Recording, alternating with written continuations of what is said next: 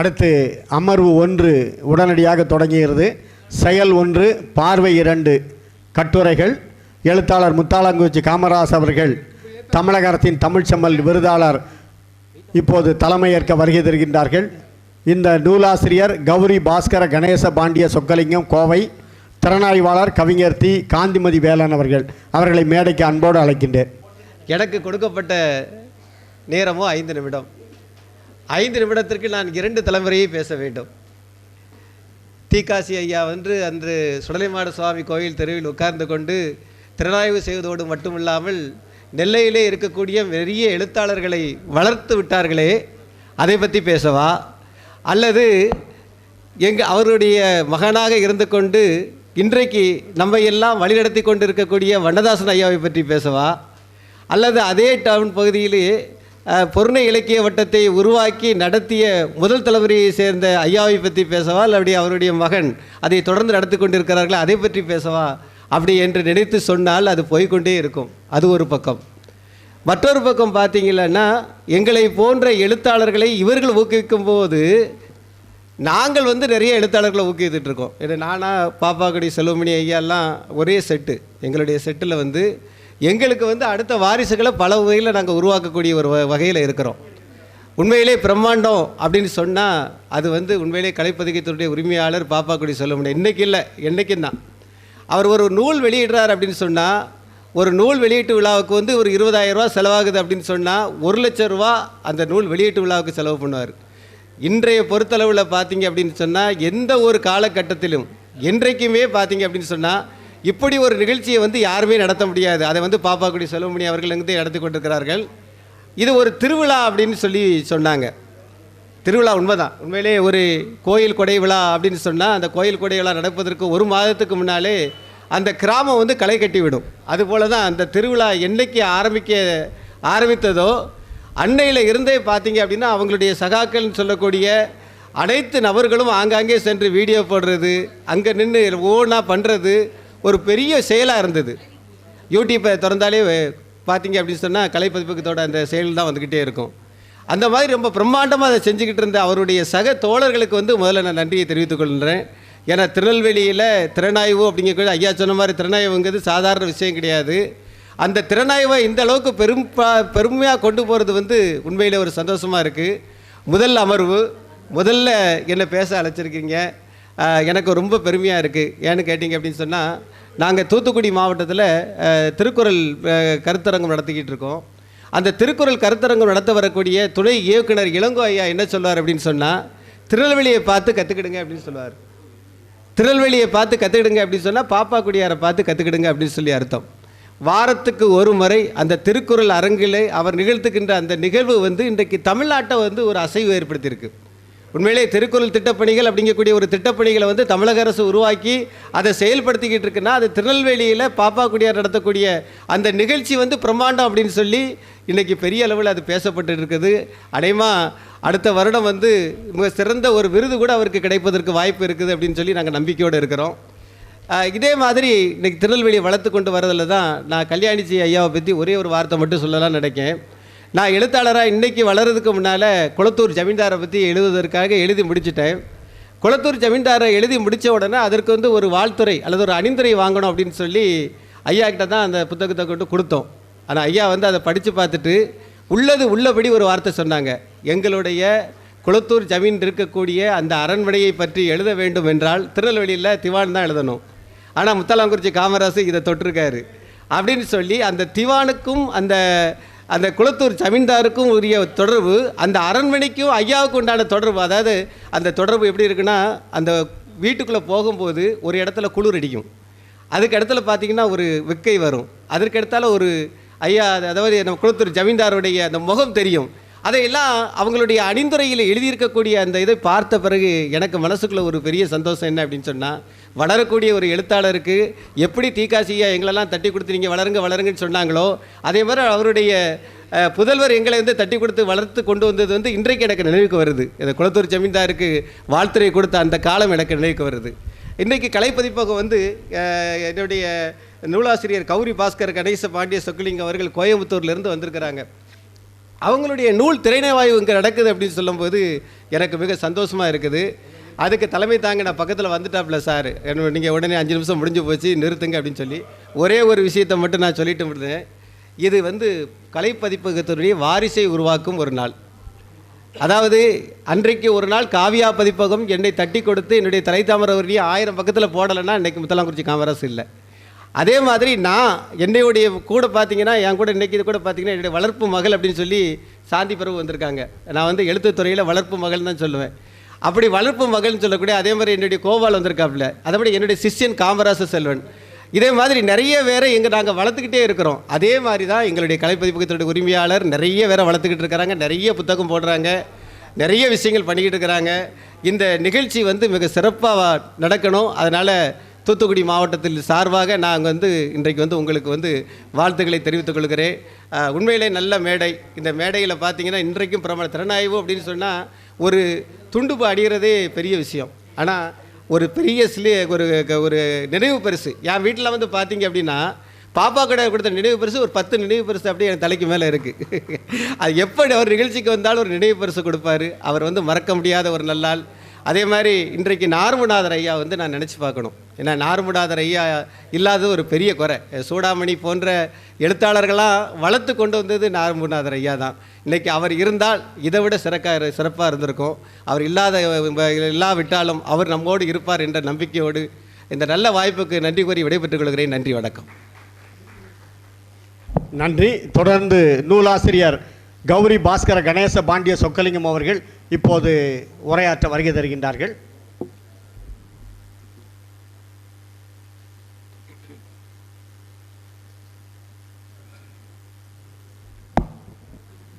அனைவருக்கும் வணக்கம். இந்த நூலுக்கு ஒரு பெரிய சிறப்பு இருக்குது. ஏன்னா இந்த வருஷத்துடைய ஆரம்பத்தில் ஜனவரியில் என் நூல் தான் முதலாக வெளியிடப்பட்டது கலைப்பதிப்பகத்தின் சார்பாக. அதனுடைய 19வது நூலாக. இந்த வருடத்தின் கடைசியில் இப்போது நடந்து கொண்டிருக்கும் இந்த நிகழ்வில் முதல் நூலாக எனது நூல் திறனாய்வுக்கு உட்படுத்தப்படுத்துகிறேன். அது மிகவும் எனக்கு பெருமை வாய்ந்த ஒன்றாக இருக்கிறது. இந்த ஒரு படைப்பாளி ஒரு நிறைமாத கர்ப்பிணிக்கு சமம். நிறைமாத கர்ப்பிணி எப்படி பிரசவ வேதனை துடிப்பாலோ அதே மாதிரி நாங்கள் இந்த புத்தகத்தை வெளிக்கொண்டு வர்றதுக்கு மிகவும் சிரமப்படுகிறோம். அந்த தாய் குழந்தை ஈன்றெடுத்த பின்மை மற்றவர்கள் அந்த குழந்தை கருப்பு சிவப்பு இது அப்பா மாதிரி இருக்குது மாமா மாதிரி இருக்குது அப்படி ஒவ்வொன்றா சொல்லும்போது தான் அந்த தாய்க்கு அந்த குழந்தையை பற்றிய ஒரு எண்ணமே வருமே வெளியே. அதற்கு முன் குழந்தையை நல்லபடியாக ஈன்றெடுக்க வேண்டும் என்ற ஒரே ஒரு எண்ணம் மட்டுமே இருக்கும். அதே போலவே எழுத்தாளர்களாகிய எனக்கு மட்டுமில்லை, இங்கே இருக்கிற அத்தனை எழுத்தாளர்களுக்கும் தங்கள் படைப்பை வெளிக்கொண்டு வர வேண்டும் என்ற எண்ணம் மட்டுமே இருக்கும். இந்த திறனாய்வின் மூலமாகத்தான் நாங்கள் எங்கள் புத்தகத்தின் அருமை பெருமைகளை கண்டறிய முடிகிறது. சரி, பாப்பாவடி செல்வமணி சார் அவர்கள் இந்த நூலை ஜனவரியில் வெளியிடும்போது அவர் சொன்ன ஒரே வார்த்தை, அவரும் நிறைய நூல்கள் எழுதியிருக்கிறார். ஆனால் அவர் சொன்ன வார்த்தை என்னென்னா, நான் இதுவரை 19 புத்தகங்களை கலைப்பதிப்பின் சார்பாக வெளியிட்டிருக்கிறேன். அதில் மிகச்சிறந்த முதல் படைப்பு எதுன்னு கேட்டால் இந்த கௌரியின் செயல் 1 பார்வை 2ன்னு சொன்னார். எனக்கு வசிஷ்டர் வாயால் பிரம்மரிஷி பட்டம் கிடைத்தது போல் இருந்தது. அதன் பிறகு இந்த நூலை நிறைய விமர்சனங்கள் எனக்கு வந்தது. அதில் மருத்துவக் கல்லூரியிலிருந்து திரு மாணிக்கவாசம் அவர்கள் ஒரு 8 பக்கத்துக்கு விமர்சனம் எழுதி அனுப்பியிருந்தார். அது உண்மையிலே போற்றி பாதுகாக்கப்பட வேண்டியது. ஒவ்வொரு தலைப்பையும் அக்குவேராக ஆணிவராக அலசி ஆராய்ந்து நிறைவுரைகளை எனக்கு சொல்லியிருந்தார். இப்போது என் நூல் திறனாய்வுக்கு உட்படுத்தப்பட இருக்கிறது. எனது நூலை அவர் என்ன சொல்ல வருகிறார் என்பதை உங்களைப் போலவே நானும் கண்டு கேட்டு ரசிக்க ஆவலாக இருக்கிறேன். நேரம் கருதி வாய்ப்பளித்த நன்றி உங்களுக்கு அத்தனை பேருக்கு நன்றி கூறி விடைபெறுகிறேன். நன்றி, வணக்கம். தேங்க்யூ. தொடர்ந்து திறனாய்வாளர் சிறந்த கவிஞர் நம்முடைய பெருமைக்குரிய கோதை மாறன் என்கிற சிறந்த கவிஞருடைய திருமகன், நம்முடைய வேளாண்மை துறையிலே உதவி வேளாண்மை அலுவலராக பணியாற்றி கொண்டிருக்கிற சிறந்த கவிஞர், எழுத்தாளர், சிந்தனையாளர் கவிஞர் காந்திமதி வேலன் அவர்கள் திறனாய்வு செய்ய வருகை தருகின்றார்கள்.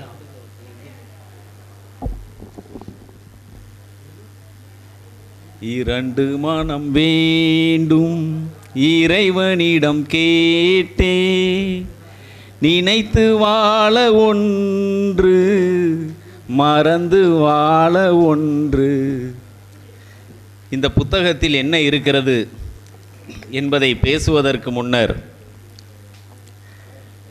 என் தந்தையை பார்த்தவுடன் ஐயா மதிப்பிற்குரிய வண்ணதாசன் அவர்கள் சொன்னார்கள், என் கரங்களை பற்றி கொண்டு, உங்கள் குட்டி 16 அடி பாய்கிறது என்று. 16 அடி பாய்ந்தவரின் குட்டி 32 அடி பாயும் குட்டி என்னை சொன்னதை விட இந்த திறனாய்வாளர் திலகம் என்ற விருது எனக்கு உண்மையிலேயே உள்ளபடியே பெரிதாக தோன்றவில்லை. இந்த புத்தகத்தில் என்ன இருக்கிறது என்பதை சொல்வதற்காக நான் உங்கள் முன்னர் வந்திருக்கிறேன். முதல் அமர்வில் எனக்கு இடம் தந்த ஐயா பாப்பா குடியாரை பற்றி நான் சொல்வதற்கு பதில் சில நாட்களுக்கு முன்னர்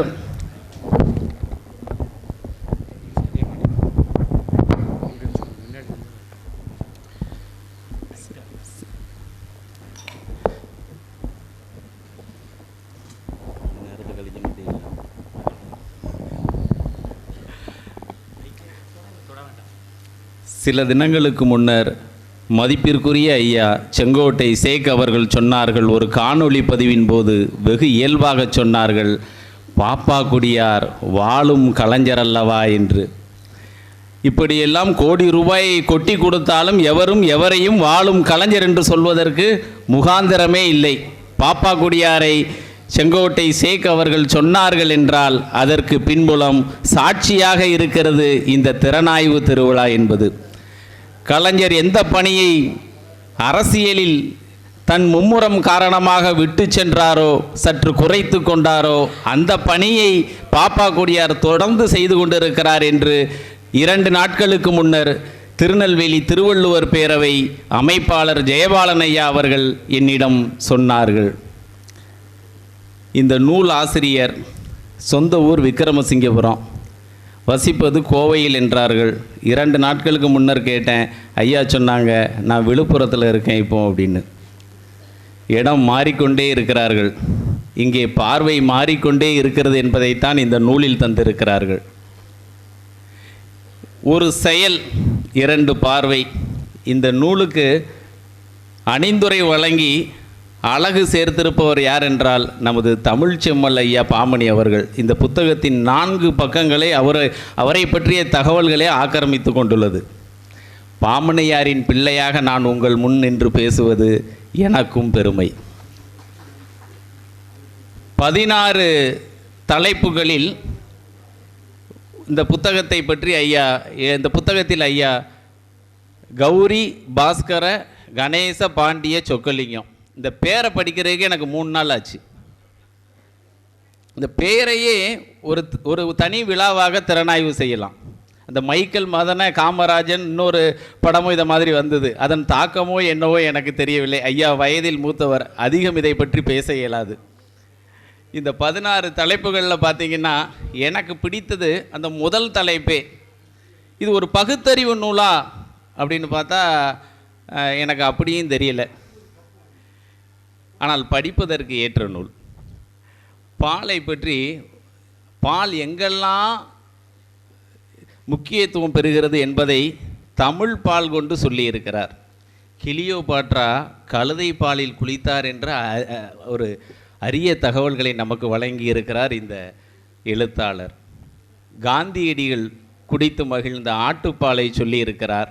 ஏன் மதுரை வட்டாரத்தில் கள்ளிப்பால் கொடுத்து சிசுக்கள் கொல்லப்பட்டனவே, அதை கூட எழுதி ஒரு விழிப்புணர்வை ஏற்படுத்தி இருக்கிறார் இந்த எழுத்தாளர். இதையெல்லாம் செயல் என்ற தலைப்பில் சொல்லிவிட்டு, பார்வை 1 பால் காய்ச்சற வீட்டுக்கு போயிருக்கோம். ஒரே குதூகலம், எங்கும் மகிழ்ச்சி. அந்த பால் பொங்கி வழியும் போது ஐயாவும் அவருடைய மனைவியும் போயிருக்கிறதாக சொல்லி எழுதியிருக்கிறாங்க. அது கிழக்கு பக்கமாக பொங்கி வழிகிறதாம். உடனே அந்த வீட்டில் இல்லத்தில் இருந்தவர்கள் எல்லோருக்கும் மகிழ்ச்சி. பால் பொங்கி வழியும் போது கிழக்கு பக்கமாக பொங்கி வழிந்தால்தான் சந்தோஷம் அந்த இல்லத்தில் நிலைக்கும் என்ற தகவலை நமக்கு தந்திருக்கிறார்கள். ஐயா ஒரு நாள் வீட்டில், இது பார்வை 2, ஐயா வீட்டில் உட்காந்து கட்செவின்னு சொல்லக்கூடிய அந்த வாட்ஸ்அப் தளத்தில் ஏதோ ஒரு யாரோ அனுப்பிய குறுஞ்செய்தியை ரசித்து லயித்து பார்த்து கொண்டிருக்கிறார்கள். அவங்க துணைவியார் சொல்கிறாங்க, மழை வர்ற மாதிரி இருக்குது, நான் மொட்டை மாடியில் போய் காய போட்ட துணியெல்லாம் சுருட்டி எடுத்துக்கிட்டு வரணும்னு. ஐயா அதை கவனிக்கவே இல்லை. ஐயாவின் கவனம் எங்கே இருக்குன்னா அந்த வாட்ஸ்அப் என்கிற செயலியில் இருக்குது. இப்போ என்னாச்சு, அடுப்பில் வைத்திருந்த பால் பொங்கி கிழக்கு பக்கமாக வழிந்து விட்டது. அம்மையார் மேலிருந்து இறங்கி வராங்க, கிழக்கு பக்கமாக வழிந்து கொண்டிருக்கிற அந்த பால் பொங்கிய பாத்திரத்தை பார்க்கிறார்கள். இந்த பாத்திரத்திற்கு நிலைமை மோசமாகி விட்டது. அட துப்பு கெட்ட மனுஷா, நான் என்ன சொல்லிட்டு போயிருக்கேன், நீ என்ன பண்ணிக்கிட்டு இருக்க அப்படின்னு கேட்டிருக்காங்க. அப்போது இந்த எழுத்தாளர் சொல்கிறார், பால் கிழக்கு பக்கமாக பொங்கி வழிந்தால் அந்த இல்லத்தில் சந்தோஷம்தானே பொங்க வேண்டும், இங்கும் அதுதானே நிகழ்ந்திருக்கிறது என்று. இது ஒரு மகிழ்ச்சியான செய்தியாக எடுத்துக்கொண்டாலும் பகுத்தறிவு சார்ந்த ஒரு கேள்வியாகத்தான் நான் இதை கருதுகிறேன். எல்லா இடத்துலையும் பார்வையை சொல்லிட்டு ஐயா மூன்றாவது ஒரு பார்வைக்கு நமக்கு தளம் அமைத்து தந்திருக்கிறார்கள். சரிதானே, உங்களின் பார்வை என்ன அப்படின்லாம் கேட்டிருக்கிறாங்க. இது சிந்திக்க தூண்டக்கூடிய ஒரு நூலாக இருக்கிறது. அவருடைய நண்பர் ஒருவர் ஒரு நாள் குறுஞ்செய்தி அனுப்பியிருக்கிறாரு. உங்களுக்கு சுகர் அதிகமாக இருந்தால் நீங்கள் அதை பற்றி கவலைப்பட வேண்டியதே இல்லை. ஒரு 4 கட்டெரும்பு, சித்தெரும்பு இருக்குல்ல, 4 சிவப்பு எறும்பை நீங்கள் உங்கள் வாயில் போட்டிங்கன்னா போதும், உடம்புல இருக்கிற சுகரை பூரா அது சாப்பிட்ரும், சர்க்கரை அளவு குறைந்து விடும் என்று. இதை படித்து கொண்டு இருக்கும்போதே துணைவியார் இவருக்கு ஒரு தேநீர் கொண்டு வந்து கொடுக்கிறார். ஒரு குவளை தேநீரில் ஒரு எறும்பு கிடக்கிறது. ஐயா கேட்குறாங்க, தேநீரில் எறும்பு கிடக்கம்மா அப்படின்னு. அது ஒன்றும் செய்யாது, கண்ணுக்கு ரொம்ப நல்லது. எறும்பை பாருங்கள், எவ்வளவு சின்ன ஒரு துகள் சர்க்கரை தரையில் சிந்தி கிடந்தாலும் உங்கள் கண்ணுக்கு தெரியுமா, எறும்பு அழகாக அதை பார்த்து தேடி பிடித்து சாப்பிட்டு விடும், உங்கள் கண் பார்வை கூடுங்கிறாங்க. காஃபியில் ஈ கிடந்தா அப்படிங்கப்பல அந்த அம்மையார் அதுக்கும் விடலை, ரொம்ப அழகாக சொல்கிறாங்க, காஃபியில் 2 ஈ கிடக்கும், டீன்னா 1 ஈ தான் கிடக்கும் அப்படின்னு. இந்த நூல் முழுவதும் எனக்கு கூட தோன்றும், ஒருவேளை இது 8ஆம் வகுப்பில் பாடநூலாக வைத்து கொள்ளலாமோ என்று. ஆனால் நான் இப்போது வருகிற ஒரு செய்தியை நீங்கள் பார்த்தீர்கள் என்றால் இது 8ஆம் வகுப்பு மாணவர்களுக்கு எட்டாத ஒரு செய்தியாக இருக்கும். ஆம், அதுதான் தொடுதல். இந்த கையில் இருக்கிற ரோமங்களை ஐயா என்ன சொல்லியிருக்கிறாங்க அப்படின்னா, அது அப்படியே உரசிக்கிட்டே இருக்கிறதுக்கு, தடவிக்கிட்டே இருக்கிறதுக்கு தான் அந்த கையில் உள்ள ரோமங்கள் கடவுளால் படைக்கப்பட்டு இருக்கிறது அப்படிங்கிற ஒரு செய்தியை சொல்லியிருக்கிறாங்க. நான் கூட நம்ம கவிஞர் முத்துசாமி ஐயா மேடையில் பேசும்போது நான் பலமுறை கவனித்திருக்கிறேன், கையில் உள்ள ரோமங்களை தடவிக்கொண்டே பேசிக்கொண்டிருப்பார். இன்னும் பலர் அப்படித்தான். அப்போ இதை சொல்லும்போது அந்த தொடுதலை பற்றி பலவிதமாக சொல்லியிருக்கிறாங்க. நட்பால் தொடுதல், அன்பால் முத்தமிட்டு இதழால் தொடுதல், ஒருவரை ஒருவர் கட்டி அணைத்து கொள்ளுதல், பிரிந்து சென்ற பல நாட்களுக்கு பின்னர் பார்க்கும் நண்பர்களை நட்பால் வாரி அணைத்து கொள்ளுதல், குழந்தையை அணைத்து கொள்ளுதல். தொடுதலை பல வகைப்படுத்திவிட்டு இவர் பார்வை 1க்கு வரார். அந்த பார்வை 1ல் என்னன்னு பார்த்தீங்கன்னா, ஒரு தாத்தா தன் பேத்திக்கு கெட்ட தொடுதல் நல்ல தொடுதல் என்ன என்பதை கற்றுக் கொடுத்து கொண்டு இருக்கிறார், அதை சொல்லி கொண்டிருக்கிறார்.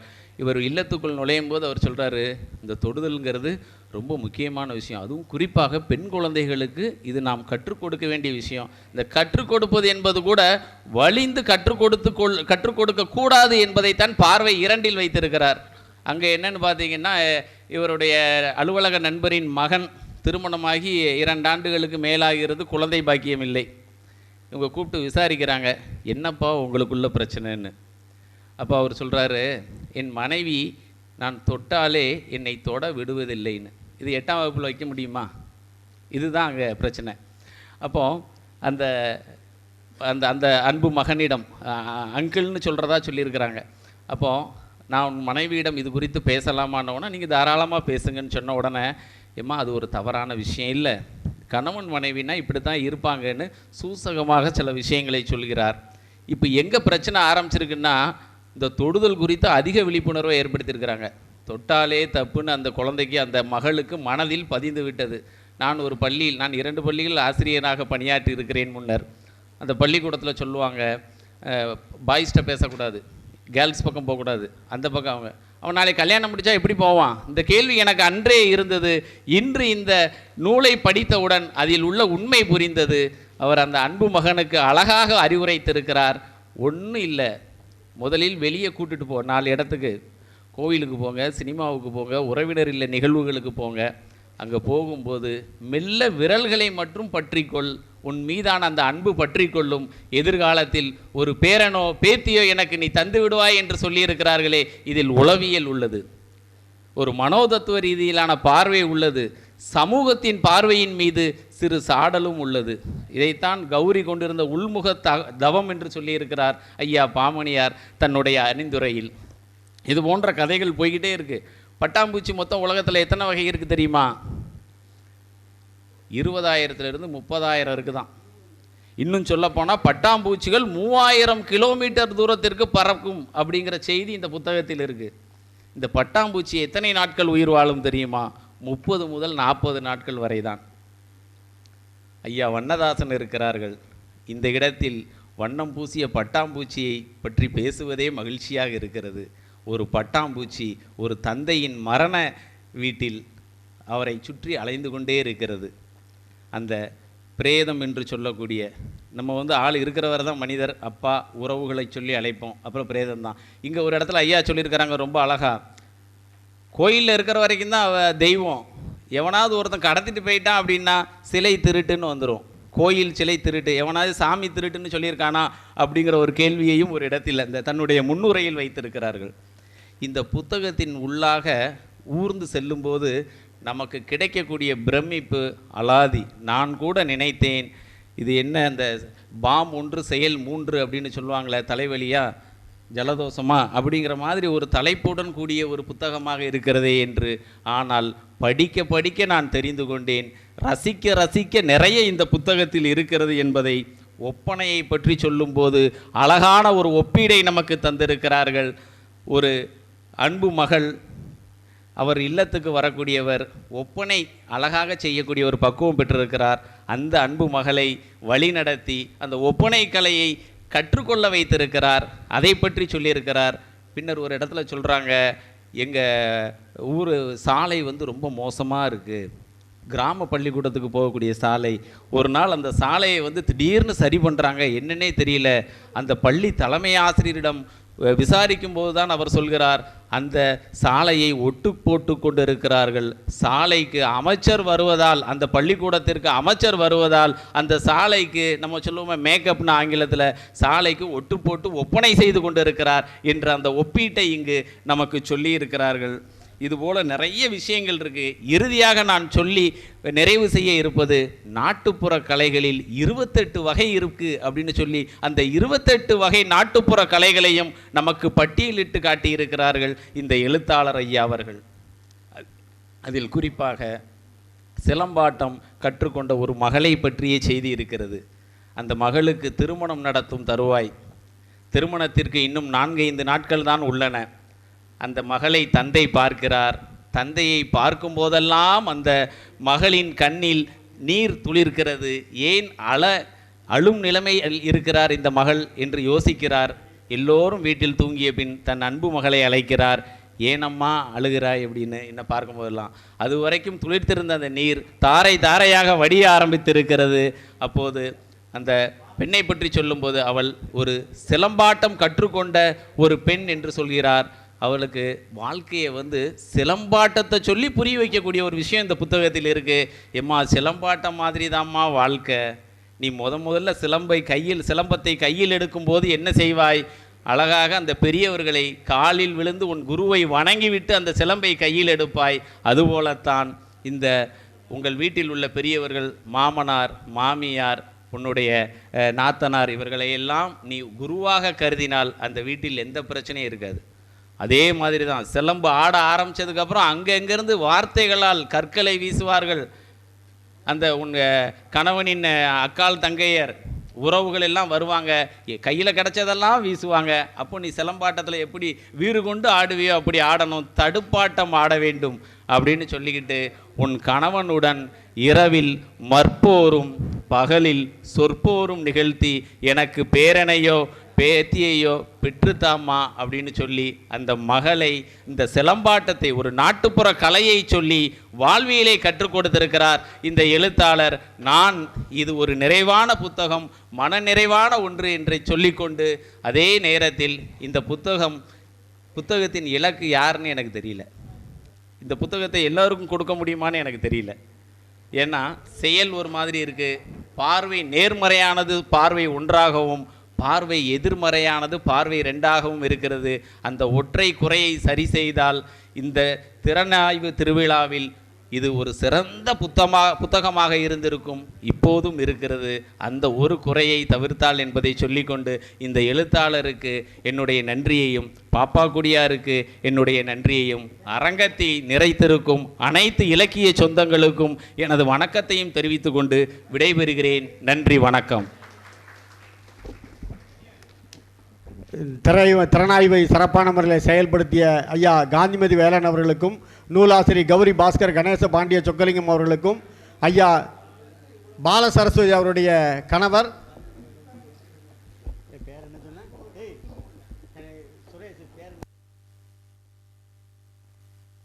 ஆறுமுக வேலாயுதம் அவர்களை மேடைக்கு அன்போடு அழைக்கிறேன்.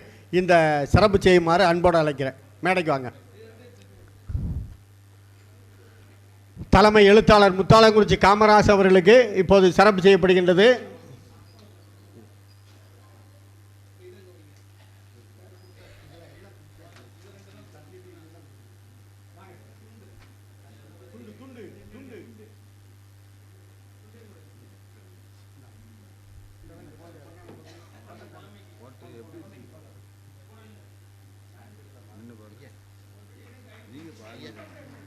இது கரெக்டாக உயரம் அதிகமாக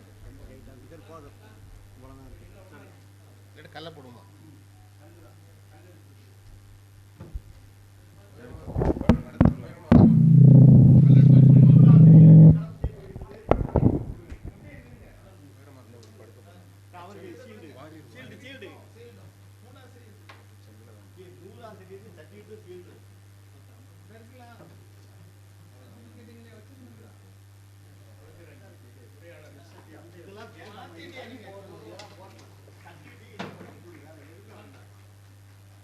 எல்லாத்துக்கும் கொடுத்தாச்சு.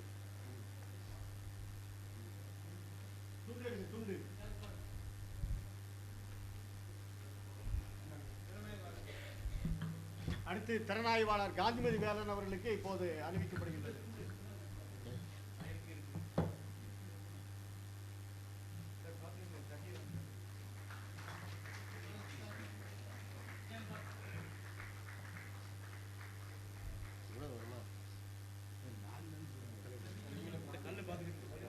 உங்கள் இதயங்களின் எண்ணமாய், உங்கள் பதிவுகளின் வண்ணமாய் தாமிரா வெப் டிவி.